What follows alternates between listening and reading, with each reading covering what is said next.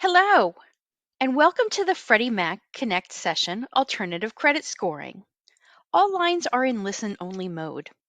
This presentation is being recorded and will be available following the session. If you have any technical issues, please use the Q&A box and someone will assist you. Lastly, using the handouts icon, you'll find links to our speakers' bios and the presentation deck. Without further ado, I'd like to introduce our speakers. Today we have with us Srijana Giri, Loan Products Senior Director in Freddie Mac Single Family; Keith Jones, Risk Management Vice President in Freddie Mac Single Family; Charlotte Gladwin, Credit Risk Transfer Senior Director in Freddie Mac Investment and Capital Markets. And we also have Christina Randolph, Partnerships and Distribution Senior Director in Freddie Mac Single Family. Srijana, I'll hand it over to you.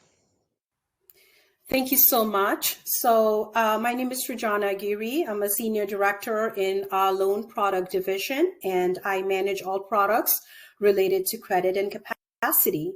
I'll briefly go over our agenda today. So we're going to cover the credit score model and credit report initiative backgrounds. We'll go into a panel discussion. So we have a lot of my coworkers here that are SMEs in some of the areas and that are helping with this initiative at Freddie Mac, and then we'll wrap it up with some Q&A. All right, and again, thank you so much for taking the time today to participate in this session. We know that this initiative is a very important one and one that impacts everybody across the mortgage ecosystem. So we'll jump right in. For nearly 2 decades, Freddie Mac and Fannie Mae have required credit score based on classic FICO model. And in 2014, FHFA, Freddie Mac, and Fannie Mae began an effort to modernize the credit score model requirements. In 2018, Congress required that FHFA, Freddie Mac, and Fannie Mae began an effort to modernize the credit score model requirements. And in October of 2022, FHFA announced the use of the credit score from the 2 new models. Now, the GSEs will require lenders to deliver a credit score based on FICO 10T and Vantage 4.0 credit score models rather than just the classic FICO. There are a bunch of benefits on moving on to these 2 newer models. FICO 10T and Vantage 4.0 are more fairer and predictive than the classic FICO. Alongside the change to the credit score model requirement, there was also a transition from a tri-merge credit report requirement to a bi-merge credit report, which will give lenders the option to deliver only 2 reports for each borrower instead of 3 credit reports. This is expected to promote further innovation and competition across the credit industry. Now on to the implementation. So in March of 2023, FHFA proposed the initial timeline for this implementation. So we've been actively working on various initiatives to prepare for the proposed implementation timeline. We've dedicated substantial effort to create essential artifact and documentation aimed at facilitating the industry's transition. This includes our development of the partner playbook, which encompasses the implementation process, the timeline, and the frequently asked question. Additionally, the enterprise have been engaging with the industry through various forums such as like MISMO and MBA.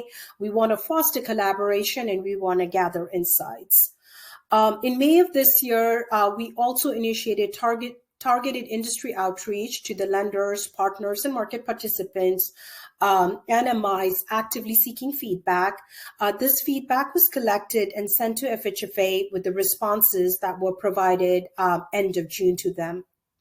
Following this comprehensive review of this feedback, FHFA has started numerous small group sessions in 2023 and will continue to do that in 2024 as well. These sessions are essential to ensure that we are receptive, we're hearing industry feedback, and we can take the necessary steps to ensure smoother implementation for the changes related to the credit score model. All right, so Christina, I'm going to start with you. We know that Freddie Mac has conducted industry outreach to lenders, partners, and market participants. Wanted to hear from you, what are some of the top themes that you've heard from the sellers and the partners? Thanks, Rajana. Yeah, I'm happy to talk through some of that feedback. As a refresher for some, or maybe this is new information, we received from the survey that we performed earlier in the year almost 1,000 responses from the industry, with over 300 stakeholders providing additional comments or letters. We also engaged in a lot of one-on-one conversations with many of the ecosystem providers as well. So just as a little bit of background for my role, I lead the client and partner readiness efforts for this initiative and have many team members, supporting me in not only ensuring that all stakeholders are prepared to implement and roll out these changes, but also making sure that we are helping to gather and encouraging stakeholders in the ecosystem to provide this feedback, given the importance and the magnitude of a transition like this, as you mentioned. So through the survey period, we learned a lot about what both lenders and vendors in the market are thinking. And I think one of the themes we heard pretty consistently is around the timelines. So not just around the different milestones for each phase, but also questions about whether or not there will be mandate dates, as an example, similar to what's been established for those who are familiar, those types of dates that have been established under the Uniform Mortgage Data Program. We've heard that this type of timing would be helpful for planning purposes. We also recently heard as well that lenders, don't even know really when the clock starts, or they're kind of unsure, or when does the clock stop as well. To be able to sort of back into it from an implementation perspective, let alone, a development or a release cycle that's going to be required for all of our tech partners, as well as some very large lenders, right, who manage their own proprietary origination systems and integrations. And we are taking all that into account as we work with all the different stakeholders, because we know that planning, resource allocation, and timing are always critical to readiness and successfully adopting and implementing any type of initiative. I think another theme that we had heard pretty consistently is just around updating the borrower credit score calculation. I think most know today it's averaged lower. So when we do move from a tri-merge to a bi-merge report, obviously we have to consider what that new calculation is going to look like and what it's going to entail for anyone that, from a technology perspective, has to account for those changes within their platforms and their systems. But for lenders, especially those who manage their own proprietary customized tech stacks, and then certainly for our commercial software partners, it's really important to us that we communicate the particulars around the calculation method very clearly. And that includes, components like rounding, right? Since scores are used in so many places downstream. So that's another area we've been working on internally and with our counterparts to be able to prepare to communicate about in the near future through our playbook. I think another theme that rose to the top of the list is around potential implementation challenges. And there's a couple different categories noted within this bucket. So there's technical implementation challenges. So things like ingestion of credit score data for lenders who leverage that type of capability. And they have to think about whether they manage their own system or a commercial platform. They have to be concerned about that. Any other places within the loan origination system or any other vendor that a lender uses that needs the credit score also needs to be prepared to ingest and consume it, for their purpose, whether it's, for example, a product and pricing engine, a QC vendor. Each of those hops requires a change to the integration layer of each interface, and that needs to be prioritized. So it becomes a matter of ensuring that there is that interconnectivity and consistency across the entire ecosystem when we start to implement this initiative. But some of this goes back to timing too. All of the software partners and lenders that we work with are really just looking for, the start and the stop of the clock, so they can ensure that it's prioritized appropriately with, the rest of their competing priorities. I think the other side of the implementation coin are challenges related to workflow and operational impacts. So separate from the tech, or even if the tech side wasn't an issue, what we've also been hearing is some nervousness around contracts between the lenders and the credit resellers that likely need to be renegotiated, and that can take some time. There's also a level of retraining and education that folks on the lender side have to undergo. So think about the roles in the manufacturing life cycle, like loan officers, processors, underwriters.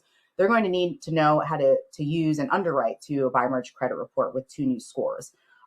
So all of these things mentioned within the implementation bucket really they end up being a cost for lenders and vendors. And coincidentally, that's another, consistent theme that kind of came up across through the survey results, as well as the one-on-one touch points that we've been having with the industry. So borrower and lender costs. So again, not just costs dedicated to resources for an implementation. It's also the cost of pulling reports and who pays for that. How do they pass it along to consumers? Is it going to be in full or just partially? So there's been a lot of questions there, and certainly a lot of internal discussions on the lender side.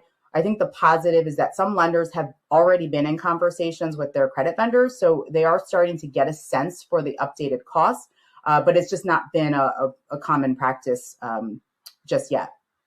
And I would say the other themes that we've seen and heard are around gaming and the requests for more analysis and historical data. But I'll let my colleagues address some of those themes that we've been hearing as well. So Shoshana, I think those are the top themes that we received, and some of those are being talked about in a little bit more detail one-on-one with our stakeholders, as well as the stakeholder forums that you had mentioned that are kind of going on right now. Well, thank you, Christina. I know you and your team have done a lot of great work to ensure that our lenders and partners are informed of all of the activities going on here. So Charlotte, I'm going to turn over to you and see, I know you've done a lot of work with the market participants and you have a lot of insights on what they need and some of the challenges there. Can you talk a little bit about what you've heard from those partners? Thank you so much, Shoshana. Happy to be here today. And I manage the investor and disclosure workstream, and our primary focus is on the CRT and MBS investors and market participants. Our market participants are broker-dealers, rating agencies, model vendors, and many others. And just like Christina, we have conducted many rounds of outreach, either through surveys to the market or just one-on-one direct interaction with the market. And some of the big things that we're hearing from our investors and market participants are, one, they really want to understand Freddie Mac or the GSE's overall view in terms of these new models, the FICO 10T and VantageScore, and how they perform. And also they have mentioned some gaming concerns, which Keith will cover in a moment. But really top of mind is the need for historical data. And people need the historical data in order to recalibrate either their credit models or prepay models. And most of our investors in market have asked for, providing this historical data all the way back to the great financial crisis. As you can see, that this is a lot of data that people need to analyze. And they also, as they go through this process to really transition over to 10T and VantageScore, is that they just need more time. And I think it's very consistent with what Christina has just mentioned. It's the resources and the time people need to go through their own process to not just updating the models. They also have, their own governance process and things like that in order to implement this. So a lot of data is needed, a lot of time is needed. So people are generally asking for more time. And one last thing I want to mention is that because of these new, more modern models, and Shoshana, you were saying it's more predictive and is equitable, and people are interested to know how borrowers can benefit from these new models and what new types of borrowers that we are going to start to see once we transition to 10T and V4. And we're actively working to address these issues or concerns or comments, just any feedback that we heard from these outreach efforts as this project progresses. Back to you, Srijana. Thank you, Charlotte. Great feedback. And certainly I know the team at Freddie Mac here is doing a lot of great work to make sure that, we understand what those are and kind of help put some efforts towards, making it easier for everybody. So I'm going to move over to you, Keith. I know from the industry engagement and the feedback that we received, gaming was one of the big things that we've heard. So can you explain in your own term what you think gaming is, and how is Freddie Mac planning on addressing those gaming concerns? Sure. Thanks, Srijana, and happy to be here today to talk to you all on this topic. As Christina had mentioned, gaming was one of the top areas of feedback or top themes that had come in. And from our perspective, or my perspective, I view gaming as, choosing to utilize certain information to drive certain outcomes while not necessarily using or choosing to use other available information. And one of the best examples that I can provide relative to this would be the situation of where a lender may choose to pull a tri-merge report, evaluate the credit scores, and determine that pricing is more favorable or even an approval is more favorable or likely when only 2 scores are used, and turning around and pulling a bi-merge report that would subsequently be used for the lending decision. So again, effectively choosing to utilize certain information to drive a certain outcome. And this is certainly an area that Freddie Mac has interest in, as do many of our lender and industry partners. We have had numerous conversations and meetings with industry stakeholders, including lenders, MI providers, and certain vendors, and we will continue to do so over the course of time. The one thing that I can say with certainty around this particular topic is that it's very complicated. We're looking at trying to ascertain how to navigate this, understand what potential unintended consequences would be, and then how do we effectively deal with it here at Freddie Mac and at the enterprise levels, to help the industry address this particular topic. One of the areas that we've gotten feedback during our discussions has been the desire for the enterprises to come up with a policy that lenders and industry participants would be able to follow. We're certainly engaging and absorbing all of the information around these discussions to determine what, if any, policy that we would implement around this particular topic. But there certainly has been many voices relative to the desire for the enterprises to have a policy, and no less for that policy to be consistent across the enterprises. Some of the other areas around this particular topic, and more specifically around a policy, is in fact the ability for management and enforcement of that policy. For example, lenders who participate in different types of business channels may have more challenges in being able to enforce particular policies that might be implemented. Those who rely on broker or correspondent business may find it more difficult to potentially manage a policy versus a lender who participates solely in a retail environment where they're actually controlling 100% of the transaction from start to finish.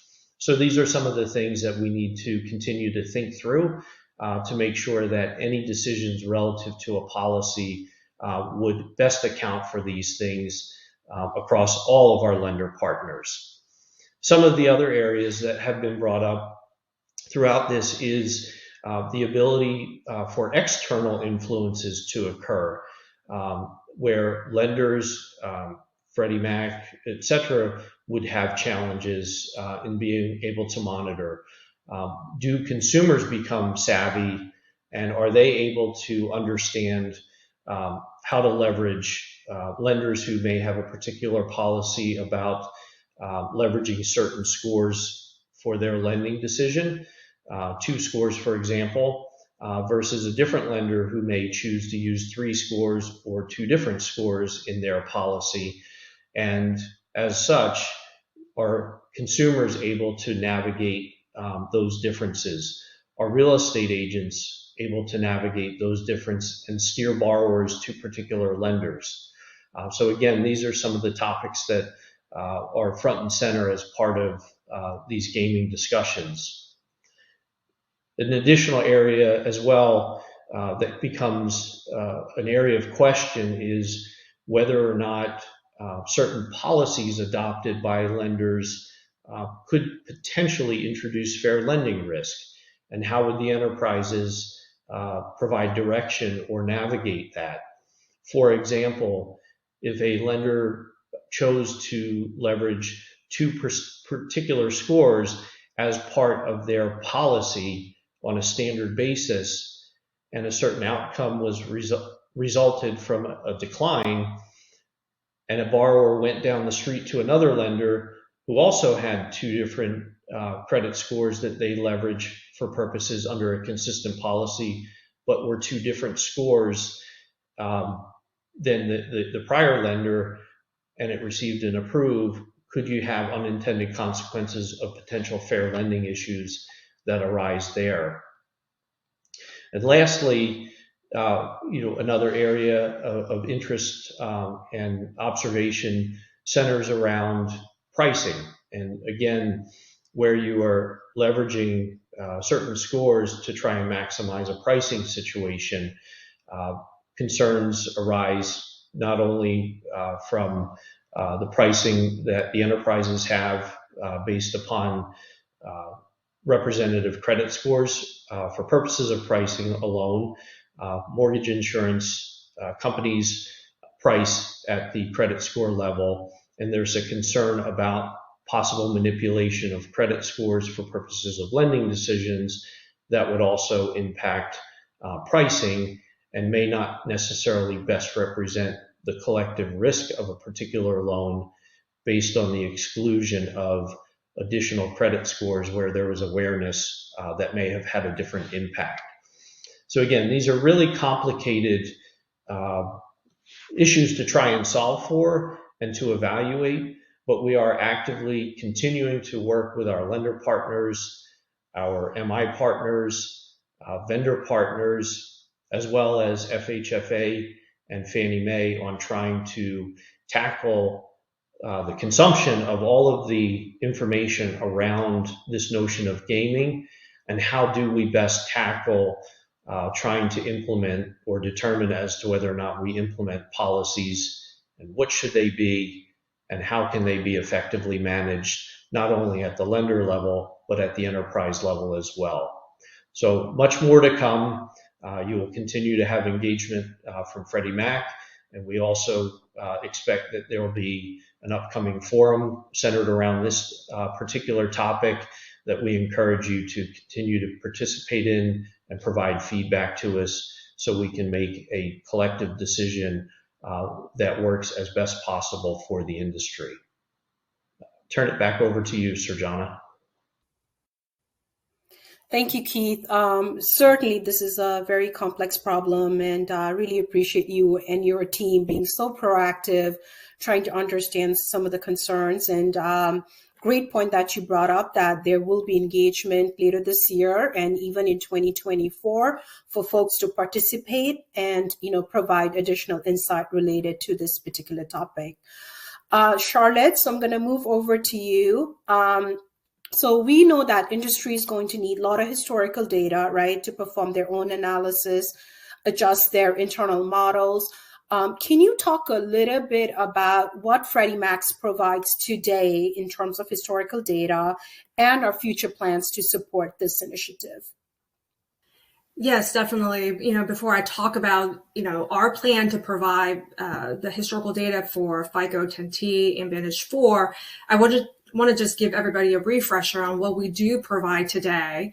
And the credit risk transfer team publishes a single family loan level data set, which has vast amount of information, including our fixed rate loans originated from 1999 to pretty current. And also we provide credit characteristics like credit score and LTV, DTI, loan purpose, and such, as well as performance.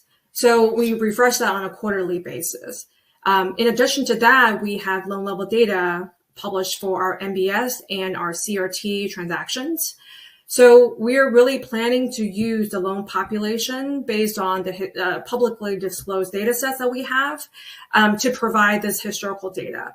And as we're working through the procurement process, to procure data for 10T and VantageScore, we found out that we can get data from 2013 and onwards. And so we should be able to provide 10 years worth of history. And why only 10 years? Because we know that investors have consistently been asking for more data going back to the crisis. And it's because these modern models use trended data, and the trended data is just not available prior to that time. So we're actively engaging with the market to see, to get some feedback in terms of what other data they might need in order to bridge that gap, or if they can use existing disclosed data post 2013, to make some assumptions for those crisis period. So we will start to give some preliminary view in terms of what we will provide in terms of format and layout very soon. And that will start with our stakeholders forum starting in November. The first session will start on November 7th. So we highly encourage you to participate in all these forums, not only to get more information and also to provide your feedback. And, we definitely are actively working on whatever feedback that we receive. Thank you, Charlotte. Thank you for that additional insights. Looks like we have some questions coming in, so we can probably move on to take some of those questions. Yes, Srijana, actually, this is for you. When will the GSEs publish the Uniform Loan Delivery Data Set, ULDD, requirements to support the Credit Score and Credit Reports Initiative? Well, thank you for that question. The good news is the ULDD Phase 5 requirement. We released that earlier this year in September. So folks can check out the freddiemac.com ULDD webpage for that information. Christina, anything else you want to add here from your perspective? Yeah, I'll just add, as we gather more feedback from our stakeholders, we are really looking to help inform the timelines for these effective dates. So the more feedback that we can get during this stakeholder forum period and through our one-on-one interactions and engagements, the better we'll be able to sort of solidify some of the upcoming timelines and be able to share more information around the components of the calculation as well as these ULDD data points required to support it. This question, I believe, will be for Keith. Will lenders be allowed to pull 3 credit reports on a borrower and then select the highest of 2 of 3 scores? So great question. And again, kind of ties back somewhat to our gaming conversation a few moments ago. But the answer to the question is, if a lender is pulling a tri-merge credit report, we would expect and require that the lender provide all of the scores associated with that tri-merge report. If they chose to pull a bi-merge, the same would hold true, that they would be required to report all of the scores associated with a bi-merge. Okay, thank you. And we have time for one more. When will the classic FICO scores stop being reported and ultimately retired? Charlotte, do you want to take that one? Sure. And that's a good question. And we heard many investors asking about these questions as well. The GSEs will continue to require FICO Classic to be reported in the near term. And this is really the idea, we talked about timing, timeline. So it's really to give the market ample time until we can fully transition to FICO 10T and Vantage 4. That's all the time we have for today. Thank you to all of our panelists for your valuable insights. Your opinion is important. Please take a few minutes to take our brief survey so we can continue to bring you timely and relevant content. The presentation deck will be available after the session, and you can also log in anytime after the conference to play back this or any other session. Thank you, and enjoy the rest of the conference.